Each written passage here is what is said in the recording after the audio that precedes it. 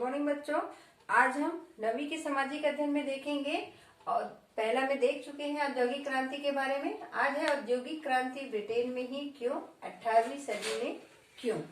ये औद्योगिक क्रांति जो है ब्रिटेन में ही क्यों और 18वीं सदी में ही क्यों, क्योंकि उस समय जो ब्रिटेन की स्थिति थी वो एक ही सत्ता, एक ही राजा और उसकी राजनीतिक परिस्थिति बिल्कुल अनुकूल थी। उस समय वहां के जो स्थिति थे वो बहुत व्यापार के लिए, उद्योग के लिए, औद्योगिकरण के विकास के लिए अनुकूल थे।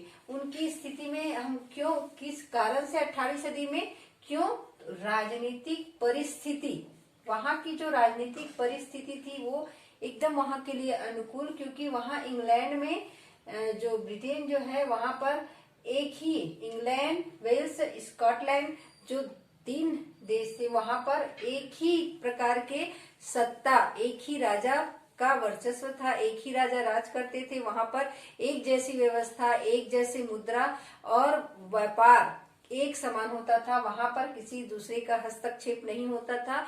वहां स्थिति ऐसी बना दी गई थी कि वो वहां पर व्यापार, वहां का बाजार नियंत्रित करके रखता था। जो भी सामान बेचते थे वहां पर बनता था, उसकी कीमत में नियंत्रण होता था, क्योंकि बाहर से जो भी वस्तुएं यहाँ पर आयात करके लाई जाती थी उस पर बहुत अधिक कर लगाते थे और उसके कारण से उसमें कीमत अधिक हो जाती थी और जो वहां देश में बनाया हुआ सामान है वो सस्ती दर पर बिकती थी। तो ज्यादा जो वहां पर बनाते थे वो सामान बिकने लगी थी और बाहर से आए हुए सामान जो है महंगे होने के कारण वहां पर टिक नहीं पाती थी। ये वहां पर एक सत्ता, एक दली और एक राजा के कारण हुआ, ये राजनीतिक परिस्थिति के कारण, क्योंकि वो राजा जो चाहते थे कि बाहर से आया हुआ सामान जो है हमारे यहाँ ना टिक पाए, महंगे हो, लोग उसे मत खरीदे। हमारे देश में जो सामान बनता है लोग उसी को खरीदे, क्योंकि बाहर से आने वाले सामान में कर ज्यादा लगने से वो महंगे हो जाते थे। लोग अपने देश में बनाए हुए सामान को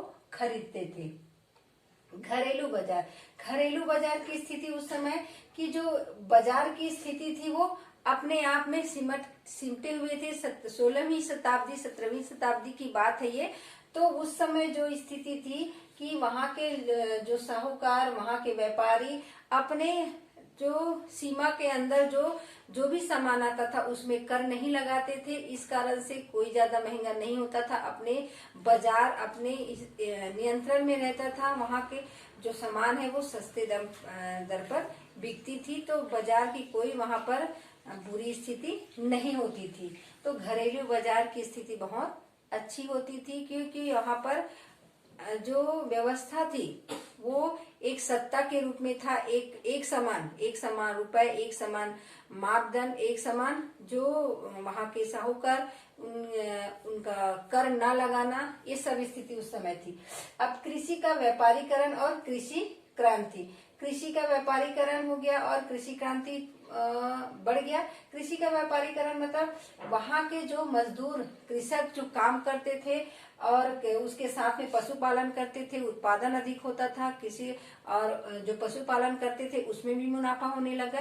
तो बड़े व्यापारी लोग देखे कि इसमें मुनाफा अधिक हो रहा है, व्यापार अधिक हो रहा है, तो वो कृषकों से जमीन छीन कर उनसे दूसरा मजदूर लगाकर उत्पादन करने लग गए थे और कृषकों को बेदखल कर दिए थे और जमीन को, वहां पर जो खाली जमीन पड़ा था उसको भी कब्जा करके उस पर खेती करने लग गए थे, पशुपालन करने लग गए थे और अत्यधिक मात्रा में उत्पादन करने लग गए थे। इससे उसका आय भी बढ़ा और आय बढ़ने से और जो वहां पर मजदूर थे, कृषक जो थे वो मजदूर बन गए थे, उसको वहां से बेदखल कर दिया गया था, वो अपने जमीन से बेदखल हो गए थे। उस समय के जो बड़े व्यापारी और जमींदार थे वो भारी मात्रा में फिर उत्पादन करने लगे थे और उत्पादन करने से उनको मुनाफा भी होने लगा था। उस समय की स्थिति अधिक थी, अलग अलग तरीके से खेती करते थे, खेती के तरीके में बदलाव लाए थे और अलग अलग तरीके से खेती करने से उत्पादन भी अधिक होने लगे थे और साथ साथ में कृषि कार्य के साथ साथ में पशुपालन भी करते थे, भेड़ बकरी का पालन, मांस को बेचना, कृषि सामान को बेचना, इससे उसका मुनाफा बहुत अधिक बढ़ गया था। अंतरराष्ट्रीय व्यापार और उपनिवेश, अंतरराष्ट्रीय व्यापार में भी बदलाव आया। अंतरराष्ट्रीय व्यापार क्या कहते हैं कि हम एक देश दूसरे देशों के साथ हम व्यापार करें। अंतरराष्ट्रीय जैसे उपनिवेशक अमेरिका जो है, अमेरिका इंग्लैंड जो देश थे वो पहले के व्यापार ये बहुत शक्तिशाली देश थे व्यापार की दृष्टि से। और इन देशों के साथ में अगर ब्रिटेन जो है अमेरिका के साथ में मिलकर अपने सामानों को खपत, एक दूसरे के देशों के सहयोग, उनका सामान लाना और अपना सामान वहां बेचना, आयात निर्यात, उपनिवेशक देश जो अमेरिका के बहुत सारे उपनिवेशक देश थे उनके साथ में किस प्रकार से व्यापार को बढ़ावा, सामान को खपत करना, ये अंतर्राष्ट्रीय व्यापार और उपनिवेशक कहलाएगा। कि उपनिवेशक में बहुत सारे जो उनके इंग्लैंड के, ब्रिटेन और अमेरिका के बहुत सारे उपनिवेशक देश थे, वहां पर सामान का खपत करवाना और औद्योगिकरण को बढ़ावा देना। देश जो है, क्योंकि ये देश दोनों जो देश थे वो औद्योगिक क्रांति को बढ़ावा इसलिए देंगे क्योंकि शक्तिशाली देश थे। उसी समय इन्होंने उद्योगों को बढ़ावा दिया क्योंकि उनके पास पूंजी की कमी थी नहीं और धीरे धीरे वो बहुत आगे बढ़ते गए, शक्तिशाली देश के रूप में उभरा। औद्योगिकरण के दौरान औद्योगिकरण के दौरान मजदूर की स्थिति को हम यहाँ पर बता सकते हैं। औद्योगिकरण में विकास तो हुआ, लोगों को लगा कि उद्योग खुला है, उद्योगों में काम मिल रहा है और हम जब खेती कर रहे हैं, गांव में रह रहे हैं तो यहाँ पर बहुत सारी परेशानी का सामना करना पड़ता है। अगर मौसम अच्छा रहा, बरसात अच्छी हुई तो खेती अच्छी हुई, नहीं हुई तो अकाल पड़ सकता है और ज्यादा बारिश होने से बह के नष्ट हो जाते। तो खेती में बहुत सारी दिक्कतें आती थी, खेती होता नहीं था, बहुत अकाल पड़ता था। तो लोग जो है गांवों से शहर की ओर रवाना हुए, उद्योग खोले। उनको लगा कि उद्योग खुलने से हमको काम मिलेगा। अगर उद्योग में कोई रिश्तेदार हैं, कोई उसके जान पहचान वाले हैं तो उनको लगा कि हमारे जान पहचान है तो उद्योग में हमको लगा सकते हैं। उसके जरिए जाने लगे लोग। और रहने की व्यवस्था नहीं तो सराय में, रैन बसेरा में पुलिस द्वारा बनाए गए वहां और रुकने के लिए जगह दिए जाते थे, उस पर रुकना और वहीं रहकर वहां मजदूरी करते थे, फैक्ट्री में काम करते थे, जो भी मिलता जैसी भी स्थिति हो। और कभी कभी उनको बीच बीच में काम नहीं मिलता तो काम छोड़कर गांव भी आते थे। और वहां पर रहने की व्यवस्था नहीं होने से, झुग्गी झोपड़ी में रहना, वहां समुचित व्यवस्था न रहने से बहुत सारी बीमारियों का भी सामना करना पड़ा। बहुत सारी बीमारी आने से बहुत दिक्कतें आई, महामारी फैल गई थी। उससे गांव की तरफ भी आए, वहां से हट गए और बहुत ज्यादा मजदूरों को इससे हानि पहुंची और मजदूर जो है गांव की तरफ भी पलायन करने लगे। पहले तो शहर गए, फिर वापस गांव आए और कुछ महीने काम भी बंद होता था तो भी वो यहाँ आना पड़ता। तो बहुत दिक्कतों का सामना करना पड़ा और बहुत लोगों को उसमें काम भी मिला।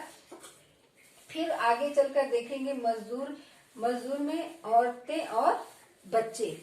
जब मजदूर औरतें जो बच्चे हैं घर में, जब खेती होता था घर में काम करते थे तो खेती के साथ अपने घर वालों के सहयोग करते थे। औरतें बच्चे पशुपालन में ध्यान देते थे, बहुत सारे काम वो कर लेते थे, उसमें कोई दिक्कत नहीं होती थी उनको। क्योंकि मजदूरी कर जो घर के लोग हैं खेती में अन्य काम जो करते थे उनका सहयोग करते थे, पशुपालन, पशु की देख रेख करना, ये सब चीज करते थे।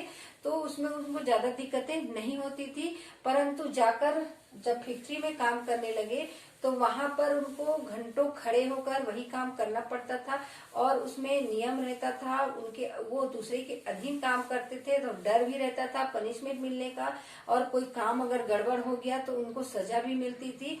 तो डर के कारण जो उनको जितने भी घंटे मिलता था काम करने के लिए तो बहुत सजगता से और वो डटे हुए रहते थे काम करने के लिए। उसको बिल्कुल भी आराम नहीं मिलता था, डरे हुए रहते थे और डर के साथ वो कार्य करते थे। घर में रहने से वो आराम से सब चीज जानते थे, वहां पर सीखना पड़ता था कामों को, वहां पर खड़े रहना, एक जुट कर और सीखना पड़ता था बच्चे भी। और धीरे धीरे देखते गए कि जो बच्चे जो आदमी काम करते हैं, मजदूर काम करते हैं, उसको ज्यादा पेमेंट देना पड़ता था और औरत जो है और कुछ काम ऐसे, कुछ फैक्ट्री ऐसे हैं जिसमें मजदूर और औरतों को ही लिया जाता था, उससे काम अच्छे से होता था और कम मजदूरी में भी काम चल जाता था तो उन्हीं को लिया जाता था।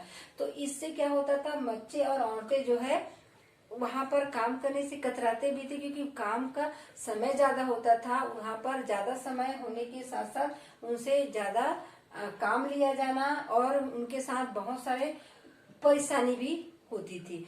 तो ये रहा मजदूर और औरतों के और बच्चों का वहां पर स्थिति।